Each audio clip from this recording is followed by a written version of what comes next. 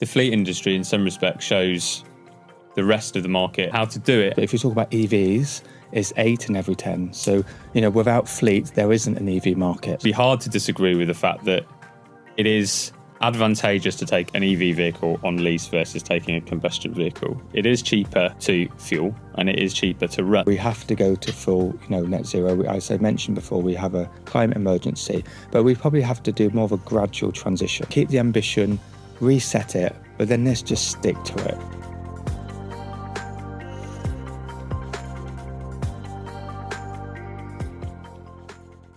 Hello and welcome to the Talk Auto podcast, where every month we welcome on industry experts to talk about all the latest in automotive. Now, for those of you watching this episode, you may recognise a friendly face sitting next to me. Rich, you were on the podcast a couple of months ago. You had a fantastic time and we just had to bring you on to join me on this side of the conversation. How are you feeling? Feeling really good, Holly. It's slightly different being sat the other side of the sofa, but really looking forward to getting into it. Today's episode, we're focusing on fleet, and we're looking at how fleet trends are reshaping the wider automotive market. So really excited to get into that. We've got two fantastic guests joining us today, two Jons. Jon Lawes, Managing Director of Novuna Vehicle Solutions, and we've also got Jon Hilton, who is Director of Relationship Management at Cox Automotive Europe. So great to have you both with us today. If you could maybe just give us a bit of an intro yourselves, how long you've been in the role, and what you do. Yeah, so Jon Lawes, I've been in the role at Novuna for over 10 years. So I've been in fleet for 30 years, hence the white hair. It's gone from black to grey to white. So, but yeah, absolutely, been in the industry a long time, and looking forward today having a conversation with Jon and yourself on some really sort of meaty topics today in fleet. Great. Yeah, thank you guys. So Jon Hilton, so as you said, Director of Relationship Management at Cox. I've had that job for a couple of years. I've been with Cox Automotive for 7, and then prior to joining Cox Automotive, I had 10 years with one of Jon's competitors actually in the fleet and leasing industry. So I've been in around fleet and leasing my entire career really. Everyone just moves around, don't they? In the automotive industry. I've just about forgiven him. Right? Yeah. Is it? There's no animosity on the No, we've moved on. We've moved on. Fair enough. Well, just before I think we take a deep dive into the topic, as Rich said there, we're diving into the slightly meaty topic of fleet. And I think it's important to contextualise how important fleets are to our industry. Almost 6 in every 10 new cars registered today are fleet vehicles, which is an incredible stat when you think about it. So as the fleet sales grow and the private sales, retail sales soften a little bit, I think we'll take this episode to explore how fleets have influenced strategy in the wider automotive market. Yeah. Now, we had an episode back in the autumn of 25, and one of the key takeaways to come out of it was the change in company cars and how they are taxed. So I guess this is one for you as we dive straight into it, Jon L, with that, is how are taxation rates affecting company car drivers? Well, firstly, it's massive. We talk about 6 in every 10 registrations, but if you talk about EVs, it's 8 in every 10. So, without fleet, there isn't an EV market in the UK. So you're not a new market. So it's a massive, massive thing. And the key reason for that is benefit in kind, the tax that individuals pay or employees pay, or employees of salary sacrifice schemes, they actually pay is 4%. Back in the day, before EVs, it was roughly about 28% for a diesel car. So there's a significant saving, and that's been the driving force behind why there's been a massive, massive uptake. An individual could be maybe £200, £300, £400 better off in their pocket, lower tax because they're driving an EV, and that's been the main drive behind why EV and company cars have grown over the last few years. Mm-hmm. Great. And do you think we've seen a change in the attitude from company car drivers because of that? It's obviously affecting the money in their pockets, essentially, with benefit in kind. But I would say, once you've tried an EV, you don't go back. An EV is a wonderful driving experience, and I know there'll be sort of critics of that comment, but once you've tried it, it's smooth. It's a really, ranges are getting better. So I think when people made the shift and they got over the initial anxiety over range and how can they charge it, once they've kind of got that into their sort of working or daily sort of personal lives, it's not such a big topic really. So once you've tried it, you've got the saving, I don't think people go back. It's certainly not opting out. They're not opting out of company car schemes and taking the cash. There's a trend into company car schemes, not the other way. So it's obviously working. Yeah, we had Sarah Sloman on the podcast a few months ago, and she said, I don't know if you listen to it, bums on seats is what she said. Which is as soon as somebody's tried an EV, they are so much more likely to either, even if it's not that they can purchase one, but consider purchasing one or driving one as their staple car. So you're entirely right. I think that seems to be the theme in the industry at the moment. I think it's natural, for someone who hasn't tried electrification or an EV car. There's so much sort of negative press around it, so no, maybe I'll just wait and see. But once you take that leap of faith, and once you've struggled with charging once, you don't do it again, and I think it's just business as usual. So once you've done it, why not? Yeah, absolutely. And on EVs, there, I mean, we've touched on. I didn't know that stat. 8 in 10 of new cars that are fleet cars are EVs. That's fantastic. And I think in June, EVs surpassed, I believe it was 30% of new car registrations. Yes. So in your respective fields, what do you think is driving this EV demand, and how do you think fleet intertwines with that? John H? Do you mean used car demand, or putting vehicles onto fleet from an EV point of view? Putting vehicles onto fleet from EV. I mean, I'd be interested in your view on this, John, but I mean, in the first instance, money talks, right? So taxation policy is what I imagine has driven most people towards an EV in the first instance, because it is just so cheap to drive, relatively expensive cars.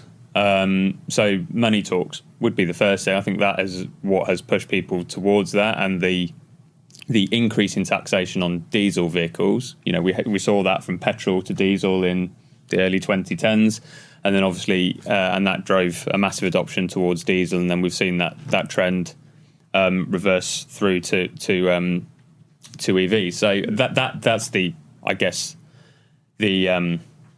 the thing that's kind of really kicked it off. But then, to your point, bums on seats. Once you're in on that journey, you're not really going to go backwards. The driving experience is so much improved once you're in an EV versus a kind of more traditional ICE vehicle, I think. So I think, yeah. But I would also say, we don't hear so much about it in the press some more recently, but there is still a climate emergency around. I think that's not going. That's getting hotter. So it's actually quite nice to do the right thing. So that's a nice sort of fun feeling. And also the great benefit about company cars or salary sacrifice is new technology, but the person doesn't have to take the new technology risk.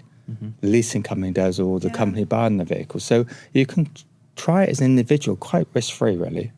Yeah, I think that's a really interesting take, actually. And a really good point, I think, is specifically within the fleet world, that, the risk is not on the individual as much as it is the leasing companies. And I think, actually, before we go on, I think you have a really interesting story about your experience within this. I don't know if it's interesting, but I know that personally I went from a diesel car in the role that I do a lot of miles. I have a company car. There was definitely a real anxiety around switching from a diesel vehicle that did 600 miles on one tank of fuel to going to an EV that says it does 320, but actually it might only do 280 at best at the Probably time. In December or January, eh? Yeah, so certainly in the winter months it might even do less. And actually the feeling of actually what I would save on company car tax was significant. But you mentioned it as well, John, around the fact that range anxiety, once you get into the vehicle, you realise it's more just about changing a habit and planning ahead and thinking about where am I actually going to be tomorrow to ensure that wherever I end, whether that's at home or at a hotel for the evening, that I plan to be that there's an electric charger there. And actually, you wake up in the morning, your car is fully charged, and you go about your day and you move on. But I think that tax saving is really, really significant, and I think the role that fleet organisations play in that is absolutely huge, because, as you said, the consumer or the driver isn't the one taking that risk, are they? Yeah, but I suppose the other key thing is that, when you would have tried it, the car would have been maybe doing 220.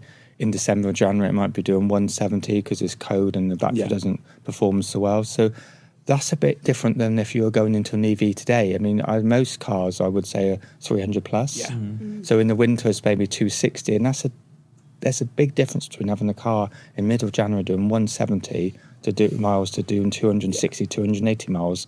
If you think about how many trips you do in a year, not that many trips. It's sort of the normal average. Maybe you're slightly different. I agree. How many Jon. trips you do more than 200? And if you can charge at home, which is another game changer, then if you charge at home, most of your trips are less than 250 miles round trip. It's a no-brainer. Yeah, no, I agree. I think also as well, it's not just in terms of getting used to that, the habit of charging, when to, as you said, the battery ranges have increased significantly. I'm seeing that as I move into my new company car at the end of September. Yeah. And actually it's the same model, but the battery tech has improved significantly, that vehicle will now do 80 more miles on a full charge. Yeah. And then you start analysing as well what you would have spent on petrol or diesel versus the cost of that. And massive. There is a significant difference, isn't there?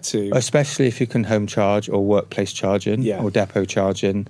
I mean, public charging is still, even though it's cheaper than it was, it's still quite expensive. So it's harder to make the economics work when you're 100% public charging. But if you can charge at home, which obviously not everyone can, it's not always possible. If you can, it's really you're charging in the middle of the night between 12 and 6 in the morning. You could be charging for 7-8 pence a kilowatt, and you could be charging your car for £10-12.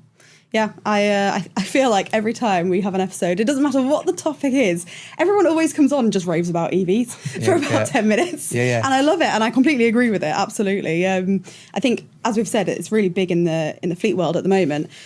We know that it's big for cars, but not commercials. But I think we're going to come on to that in a bit later. So it's a totally different ballgame for commercials. So. You've almost taken the question out of my mouth for the future, but for now, I think... I guess we know that fleet registrations year to date are, I believe it's somewhere about 650,000 registrations, which is huge. Now, how important is that demand for fleet vehicles for things like helping OEMs increase their EV volume and also for bringing new entrant OEMs into the UK as well? Jon H., do you want to give some insight? I mean, it's extremely important, that the fleet industry is the entrance point to the wider market, right? And the fleet industry, in some respects, shows the rest of the market how to do it, and the world catches up with the fleet industry. So, you cannot overstate its importance. Really, if you relied on any other market for that, the cash outlay that's involved in that new technology is largely prohibitive to a retail customer. So, to Jon's point, you have to take away some of the barriers around that and some of the risks. So who are the people that can take on the risk? Well, it's the leasing companies and the lessors of those vehicles. It absolutely is important, and that's when it then cascades through the wider market, because your company car driver has a positive experience. They then tell a friend and they tell their partner or whatever, and then actually maybe the second vehicle in the household, actually you think, well, maybe I can see in real terms the cash saving that I'm getting. I can see the improvement it's making. I can see that the range anxiety is just anxiety and actually doesn't actually bear into any real hardship.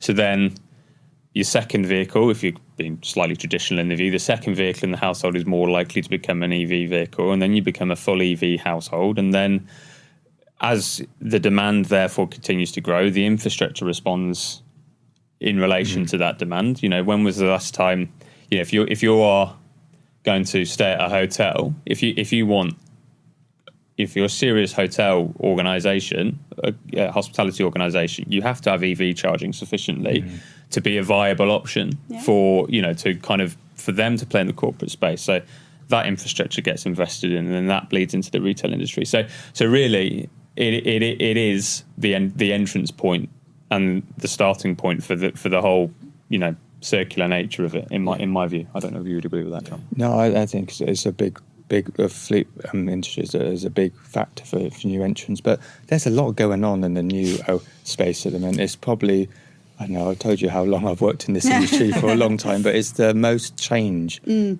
OEM territory that I've ever seen. Yeah. And some of it's exciting, but some of it is quite frightening as well, and what it could lead to. So it's probably a whole different podcast on its own right. But yes, it's a big thing, and I think, there's been a load of change even in 12 months. Yeah, absolutely. I think when we've talked on the podcast before about those new entrant OEMs, it feels like even from the first episode to this episode, I think that's been 10, 11 months. It's changed so dramatically. And actually, I thought your point was really interesting, John H., about that fleets are setting kind of not necessarily the standard, but the entry point for a lot of, whether it's behaviours, but also those new OEMs. So, we see a lot of fleet vehicles being those new entrants, having that exploration, and then we're seeing that and those attitudes and those behaviours trickle down into the retail space as well, which I think is really interesting. Now, how are OEM discounts, ZEV mandate pressures and new entrant brands influencing OEM pricing, EV pricing, do you think, when we look at it from that angle? Well, I mean, firstly, we should talk about the ZEV mandate. 33% of new cars registered in the UK this year currently have to be full EV. Mm-hmm. It's running around 26, 27%. Mm-hmm. But to get to 26, and if they don't hit 33%, at some time in the future there'll be some fines. There's certain rules around that, and they've been softened in the last 12 months, but they're still quite penal for OEMs to be able to to work to those rules. So 26%. But what do OEMs have to do to hit those targets? They have to heavily discount.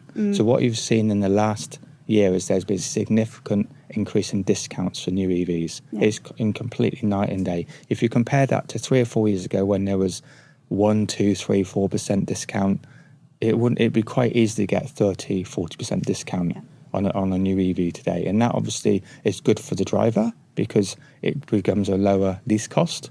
But not so good for the used car market because if you discount new, it makes used cars more expensive. And then it would drive down prices. Good for the consumer, but heading up a leasing company, residual value risk, not so clever. So for me, that's not so good. But you've got to look at these things over a long period of time. Yeah. I think if it pushes down prices of EVs, it makes it more affordable. So all parts of our society can have access to zero free emissions. I think that's a really, really good point. But what I would say about the ZEV mandate, and it's a real tricky thing, it's currently under consultation. The government are looking at the moment. It'll be published in January 27, and it's probably likely to be softened.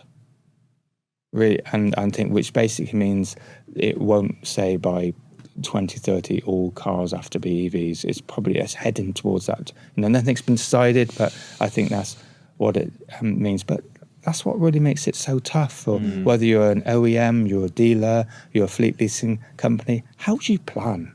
All we work for organisations, they all want medium-term plans. And what have we seen? We've seen a date change from under the previous government, 2030 to 2035. It's back 2030, and now it's probably all up for grabs. How do you run a business, whatever sector you're in, when there's so much change? And how do you plan manufacturers? How do they plan new product ranges with that level of turmoil? It's very tough, especially for OEMs. Yeah, I mean, we've seen the reaction from some OEMs. Jaguar Land Rover going to complete EV recently. Recently, probably about a year ago now, actually. Feels like recent news. But we've seen OEMs completely change their strategy, making some quite extreme moves to kind of combat the ZEV mandate and the pressures of that. So absolutely. But they might be all up for grabs again. So if you're any of those OEMs, how would you plan it? It forces people into a gambling position where you shouldn't really have to. That's not what it's about. You shouldn't be expecting people to take unnecessary, undue risk by just ultimately trying to do what is being asked of them as a responsible corporation. It is. And I agree with it, but it is, it's government-led legislation that is leading to the rise in EVs ultimately, coupled with the altruism. But I completely agree with you. The complete flip-flopping in policy is just forces organisations to take punts and take gambles. And some people will take a view that it's going to get pushed out. Some people will not take a view that it's going to get pushed out.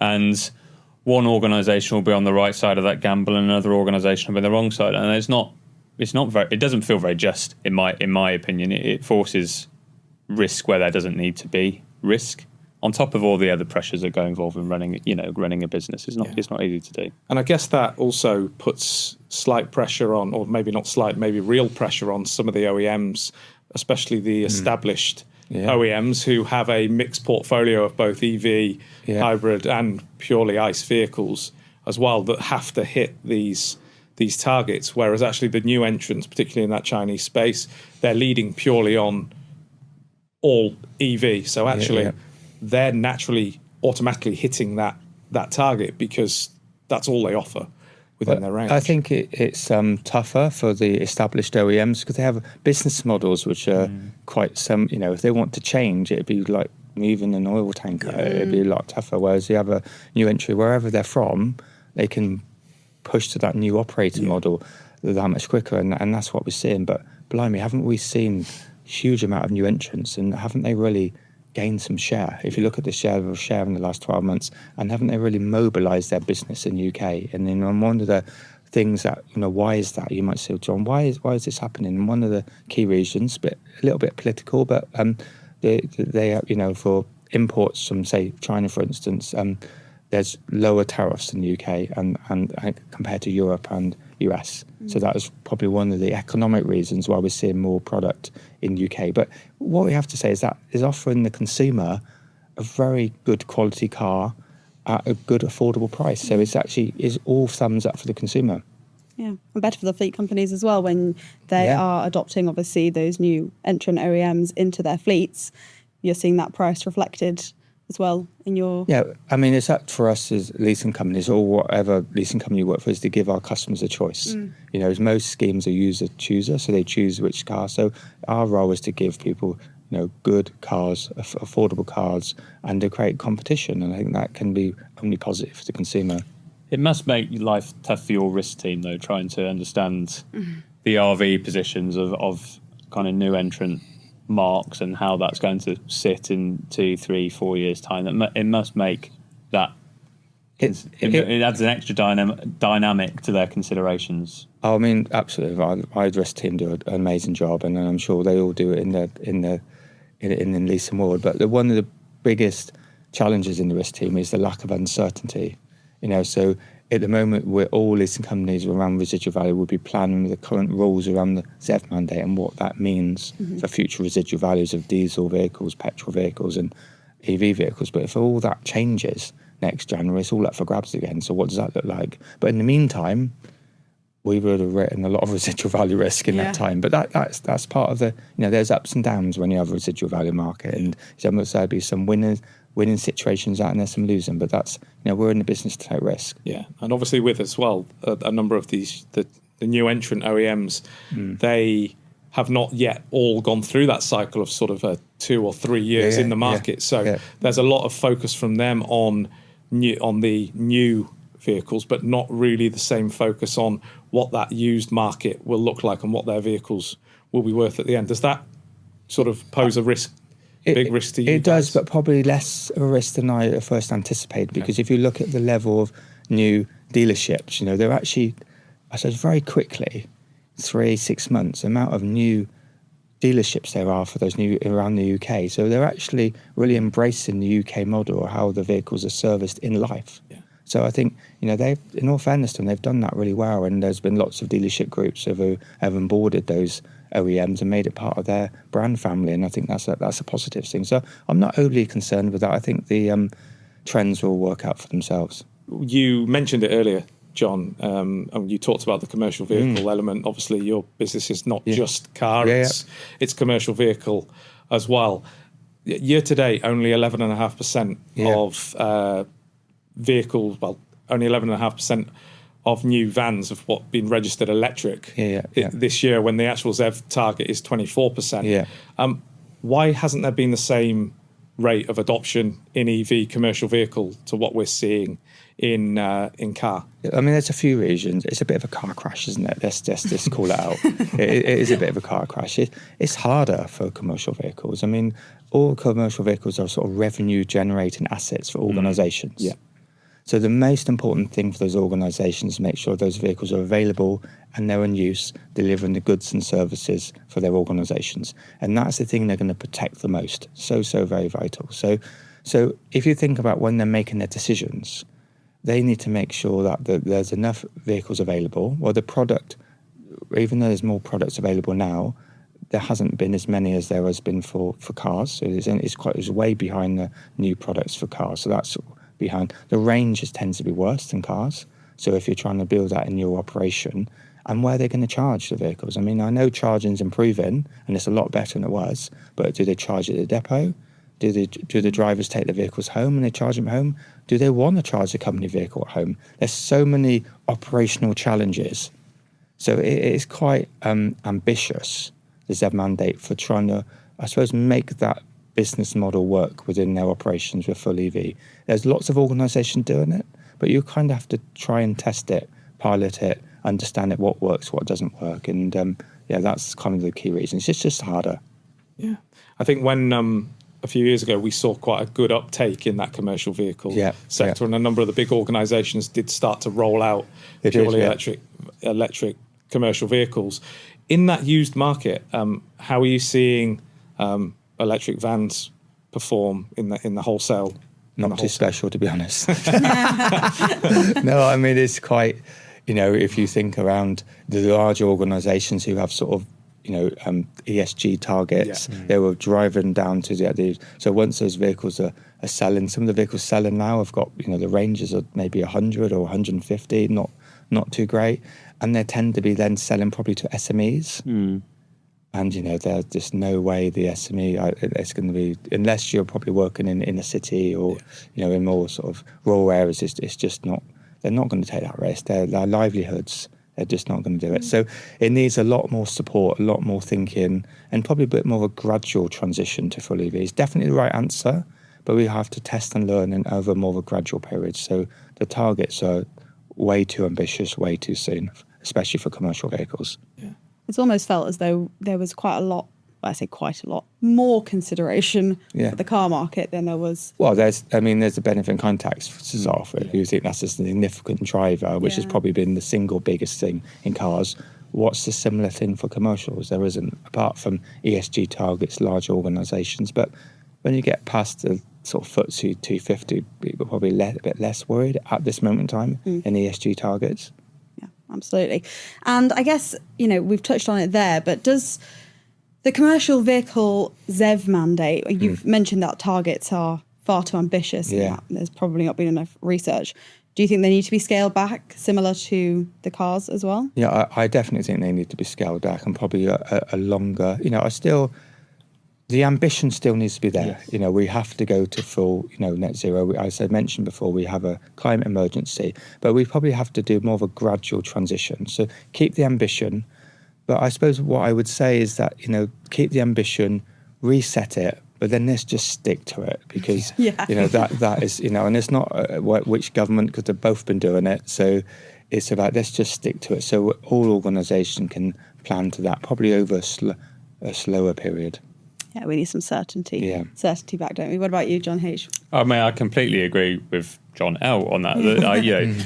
I think when people are given a target and they know that it's real, remarkable things can happen. You can see that all the time when their mind is focused.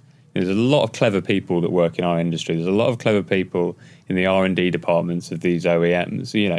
If there is a ambitious target set, but it's to my earlier point of the risk is taken out of, is it going to move? Is it not going to move? Do I hedge my bets and say that it's going to get pushed out and therefore I don't divert my resources into that? If there is confidence and clarity and this is the target, it's aggressive but achievable and it's here to stay, I genuinely think that pressure will push out the right result. I genuinely do think that. You can see that now. 15 years ago, we would never be having a conversation about ranges of electric vehicles having 500-mile ranges. Like it would just been unthinkable. So, what another 5 years of R&D and all the kind of advances of technology in that period will bring. I'm very optimistic about that. But I completely agree with Jon that the the inconsistency on that date, whilst probably well intended in the moment, is massively unhelpful, because it takes away some of that pressure, and therefore other pressures that get thrown at organisations, of which there are many, take the foreground. Yeah. So yeah. Yeah, I think when it, obviously we've mentioned there when it comes to planning, and I think the automotive industry as a whole is quite good at banding together to achieve a result, right? I mean, the electrification targets that we've seen, or the production that we've seen scaled in the past, I think even just 3 years probably, but 5 years has been immense, because the industry knows that, okay, that's the goal is there somewhere, so we need to get to that. But yeah, as you say, this ZEV mandate has been, I guess, useful in pushing what we need to achieve, pushing the limitations of the technology. And it's got people trying EVs, so it's not all bad. It's got people trying EVs. We know we're well ahead of it, and we've probably had the early technology risk around, the prices of our EVs with no discount to the, residual values risk of about 50% roughly of what they were 3 years ago. So it's a quite, significant reduction. So, there's a new or used EV at this moment in time is really good value for the consumer. So that means all parts of our society, everyone can try, whether you want a new EV or a used EV, they're available to everyone to try. Yeah. You said earlier, we talked about the infrastructure growing as well. I heard a stat the other day that apparently there are now more EV chargers than there are petrol fuel pumps in the UK. Yeah. And actually, it's those kind of things that I think are really important to relieve some of that range anxiety, that fear around, actually, is this an inconvenience to me, so that we can drive forward and push hitting these targets. Yeah, I mean, certainly that's really good, but, it does take you probably an hour to fast charge your car and 3 or 4 minutes to fill your car up. So there's still a long way to go with infrastructure, and there's lots of challenges there with the national grid and how to sort of charge in certain areas of the UK, so it's available to everyone. But there's been a lot of progress made in the last 2 or 3 years, but still, I suppose still on the work in progress stage. Absolutely. Now, we've talked quite in depth, I think, about the new vehicle market, so whether that's cars or commercial vehicles. But I think it's important to have a look at the used market, because ultimately those new vehicles become tomorrow's used stock, right? So what kind of market trends are you seeing in the used vehicle sector at the moment? Well, what we're seeing sort of year on year is a significant increase in people looking to buy EVs. It's probably a lot more than you think. I think the last year has been sort of, compared to last year, 40% increase in people looking for EVs. And I think the geopolitical issues in across the world at the moment is forcing that to go even higher. Yeah. Which is obviously, is a tricky situation. But we're seeing more people interested in EVs, but the supply of EVs is also increasing. Yeah. That's slowed down compared to 12 months ago in terms of the increase. So certainly, a lot more people. I mean, EVs are really good value. I know it's just not. I completely agree. They are really good value, and they're low to maintain, lower cost to maintain in a combustion engine. Secondhand EV3, they're reliable. So I think it's definitely worth looking at. So yeah, I would say in the last 3 months we've seen the EVs slightly increase in prices, which has been unusual, because the last 3 years has been a bit of a free fall. Yeah. For sure. But yeah, so I think it's an excellent time for a consumer to buy, or someone to buy an EV. Yeah. And I was going to say, and this is probably a question for both of you, but I'll ask you, John H., first. But just in your world, obviously, having a heavy focus on wholesale in one area of the business that you look after, what are the current challenges you see in that EV market, particularly around supply? We touched on RV, but also buyer confidence as well. I guess the main kind of theme of kind of conversations from the buying community of stocks such as John's would be, I guess, concerns over battery and the state of that. And until relatively recently, it's been hard to properly get a meaningful read in a way that buyers have confidence in terms of what that battery looks like. So they're, in the same ways, you don't have mechanical issues with EVs in the same way as you do with combustion vehicles. I'll come back to that in a second. So, but we're quite well, because of those things, we're quite well clued up as an industry in terms of how we report on those instances, and then buyers in turn have an idea on how, if there are issues with those vehicles, how they're going to fix them, and they can work out their tolerance for those sort of things quite easily, and they can factor into their buying decisions. Because of the technology associated with batteries, there's been a degree of blindness, I guess, to some of that, which has encouraged caution, I guess, from a buying community in terms of how they're bidding. Now, battery tests are now fairly commonplace, and they're not too difficult to do. And you can actually see when you go through that, there isn't really an issue with battery degradation. Not at all. It's all. A myth. Yeah, it is. It's a myth. I mean, you do still get a little bit of degradation, but not like your mobile phone. No, it's not like that. So I think, but this is good because as vehicles go through their cycle, society will get to understand what are the real issues and what are sort of myth busters. And I would say, I'm not saying this for every single vehicle, but certainly the vast majority that we're selling and my other competitors will be selling, it's not an issue. There's an issue, people might be worried about it, but with the sort of certification you can now get on battery health, I think that's not so much of a problem. It's not just a soundbite when people say there is very little SMR costs on EVs comparative to ICE and combustion vehicles. So as consumers dabble in that space longer, and as the vehicle car park grows, they will start to feel that in their pocket positively, and they can see that they actually don't need to, when it gets to 3 years, start kind of putting aside money every month for when something goes wrong with the vehicle that they need to kind of fork out for. So I think that the economic case of retail consumers, and therefore the buyers of those vehicles are then being sold on to the retailers, such as the like that would buy stock from leasing co's, that will continue to grow. I really do think that the kind of confidence level will continue to grow and grow and grow almost with every passing month, really. Yeah. Okay.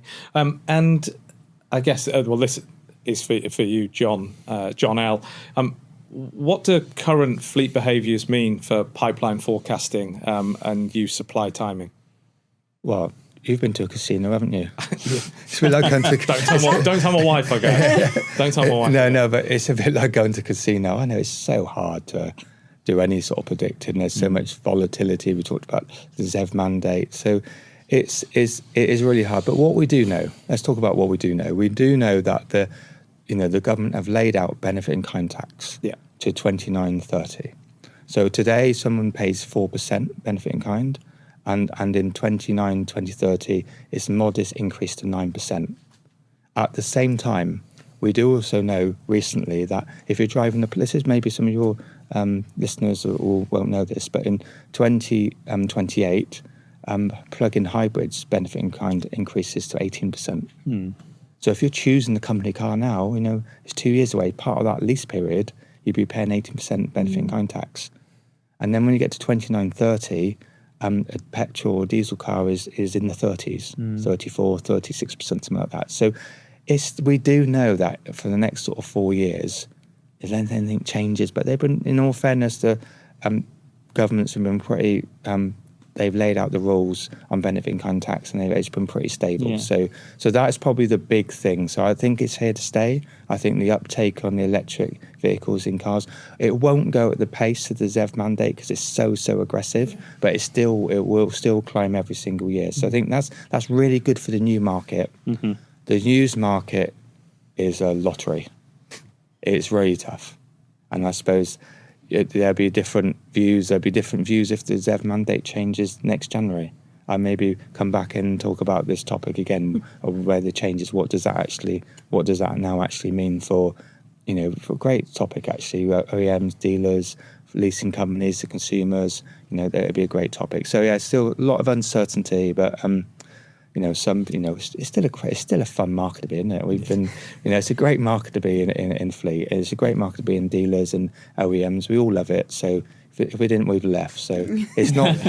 let's not cry this morning. It's a great place. I think the 18% thing is about how you frame it as well, because that's still a phenomenally cheap way of securing an equivalent vehicle, even at the 18%. It's a big jump, certainly. But it's 100% higher than 9%. That is true. I can't argue with that. To that point, though, obviously some people will be aware of that, some people won't be. But is that affecting sort of the life cycles and the decision of how long people... So in our organisation, my competitors are doing the same. They'd be advising drivers, on behalf of they work for an organisation. When they make their choices, consider this, what your benefit in kind tax would be. So it's our responsibility to, give drivers the information so they can make an informed decision. If they want to pay, that's fine. But it probably wouldn't be right for us not to, make people aware of it, because obviously if they're in a lease vehicle for 3 or 4 years, the last 2 years, when the car's sort of 3 or 4 years old, they're going to be paying a lot more tax.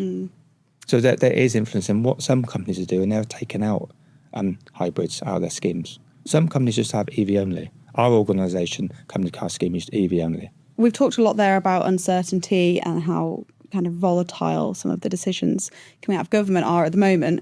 What do you think the market can do, even with this uncertainty, to prepare for kind of this eventuality and mitigate the risks? Yeah. Well, I suppose I would say probably run 2 or 3 scenarios. I'd say for a second then I thought you were just going to say run. No. Just run off. Just run, yeah. So I would be planning for the ZEV mandate stays the same. I think that's unlikely. And then different scenarios around the ZEV mandate, i.e. the extreme of it, would it be scrapped? That's a possibility, but probably not likely. Yeah. And I think it would be kind of watered down in terms of the percentages. So I would be planning for those different scenarios around the ZEV mandate, and you plan around the new and used car market accordingly. I suppose that's probably, if there's one thing I'd be doing, and we are doing in our own organisation, about what does that mean for those 2 or 3 different scenarios. And Jon H., do you think in terms of how the industry works together to mitigate those risks, is there any insight you can give to that? A lot of it is just around clarity of message and selling the virtues of electric vehicles, right? Irrespective of policy and irrespective of kind of this target or that target, it is, I think, would be hard to disagree with the fact that it is advantageous to take an EV vehicle on lease versus taking a combustion vehicle. It is cheaper to fuel and it is cheaper to run. So irrespective of policy, those 3 things don't really change. So as a collective industry, and whether that's on kind of Jon's side of it or my side of it from the kind of market, there is work we can do to continue to sell the virtues of electric vehicles irrespective of policy, because I think sometimes we can get a bit distracted by some of the policy stuff in terms of some of the messaging. And yes, the benefit in kind rates may change. Yes, the ZEV mandate may change, but it is still undisputably better. It's better for the environment and it's better for your pocket. Some of that stuff is really relevant. Obviously, we spent a long time talking about it today, but it is also... It's nicer ride as well. Pardon? It's a lot smoother. Yeah, and a nicer ride, cleaner technology, more fun. Well. If you're a petrol head, you're probably violently disagreeing with me on that topic, but it's a much more smoother transition, driving electric, more comfortable. Yeah. So I think that there is more that we can do to kind of put a sunny spin on that, and we can control that as an industry. And some of the legislation that can be lobbied for, and there can be influence and all that kind of stuff. But fundamentally, that's outside of our direct control. What is inside our control is the messaging. And let's be honest, electric vehicles are not going to go anywhere. If we sat here in 10 years' time, there'll be more electric vehicles on the road than there are today. So we can continue to cast a sunny spell on that, and I think and that's a truthful spin. Very, very insightful. And I think almost to round us up, we are getting a new Prime Minister. That is one certainty. We do know that. That is one certainty. I think we do as of today, yeah. Yeah. So if you had the opportunity to sit down with them, what would you ask of them? What would you say to them? Firstly, that was a really great question. Very topical for the moment, so very good. So I think my single ask to them would be, for all parts of our industry, please over the next sort of 9 months outline a clear roadmap to net zero, and whatever that looks like, shapes and forms, and then stick to it. Yeah. Please stick to it, because I think whether you're a car manufacturer, commercial vehicle manufacturer, dealer, fleet leasing company, consumer, you can let's take one risk away, and there's so much other risks in operating businesses. If you can get more certainty in that, then I think actually the industry will thrive. It will really, really thrive. Otherwise, you're just knee-jerking every few minutes, and that's not good for long-term innovation, not great for, organisations. And quite frankly, let's face it, the more successful fleet businesses are, or OEMs or dealers, the more corporation tax they pay to the government. So it does put back straight into the government. Just to elaborate on that, what do you think the industry needs most from the government? Is it tax certainty, charging infrastructure, support for used EVs? What is your view on that, Jon? Well, look, as leading a leasing company, I'd say the number one, please can have some support for used EVs. Yeah. It's been a tricky time the last 3 or 4 years, but we've had some gains with ICE vehicles in the same sort of period, so it's not all disastrous. It's winners and losers, like I said before. So I think the taxation, roadmap, stick to it over the last 29, 30. I think that's fair. I would say it's really around, the ZEV mandate, really understanding what that is, but just really stick to it. It probably does need slowing down on commercial vehicles for sure. Probably bit more debate on cars, but then set it out, stick to it, and do it for a longer period of time. And I think that was, and it's not about one government or the other. They've both been at it. So I think that's what we need. The organisation definitely needs. I mean, if you think of an OEM, you invest millions, billions in car production, new vehicle designs, and they're operating in that environment. I feel really sorry for them. So it would be great to get some more certainty.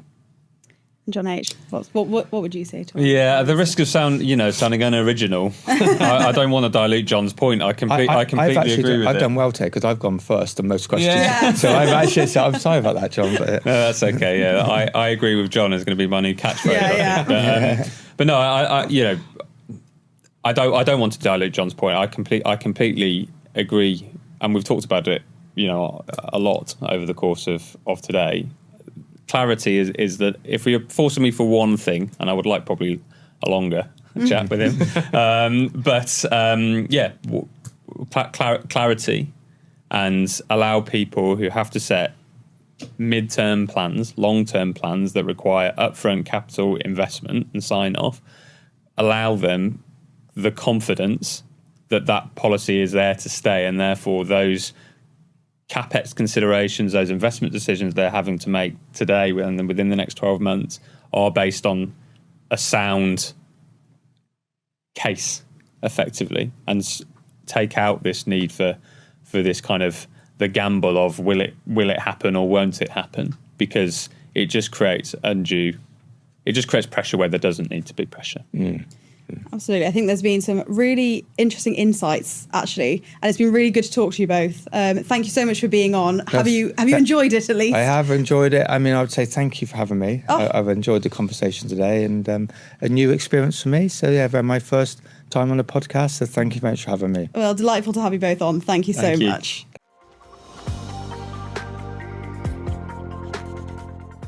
Thank you for watching this episode of Talk Auto. As ever, there's an email in our show notes if you'd like to get in touch or recommend a topic. Follow us from wherever you get your podcasts from, and you can also watch us on YouTube at the Cox Automotive Europe channel. And thank you for listening, and see us next month for another episode of Talk Auto.